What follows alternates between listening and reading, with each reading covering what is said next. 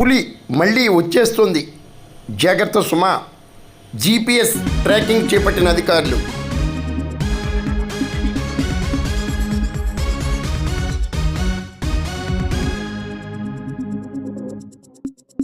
ఉభయ గోదావరి జిల్లాల్లో హల్చల్ సృష్టించిన పెద్ద పులి మళ్ళీ జిల్లాకు వస్తున్నట్లుగా అటవీశాఖ అధికారులు గుర్తించారు.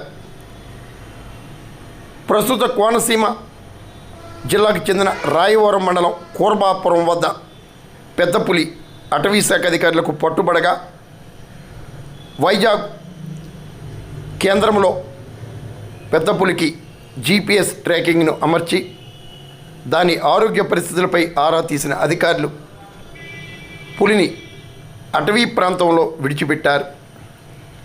కానీ ఈ పులి అభయారణ్యంలో పాపికొండల ప్రాంతంలో ప్రస్తుతం విహరిస్తూ రంపచోడవరం వైపు రోడ్డుపైనే తచ్చాడుతున్నట్లుగా అధికారులు గుర్తించారు. పాపికొండల అటవీ ప్రాంతంలో వదిలిపెట్టిన పెద్ద పులి తిరిగి జనవాసాలపై మళ్ళింది.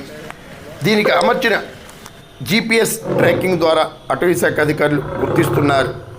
ప్రస్తుతం పోలవరం జిల్లా కాకవాడ అటవీ ఏరియా ప్రాంతానికి చెందిన అల్లంపల్లి, సున్నంపాడు పరిసరాల్లో తిరుగుతున్నట్లుగా అధికారులు గుర్తించారు.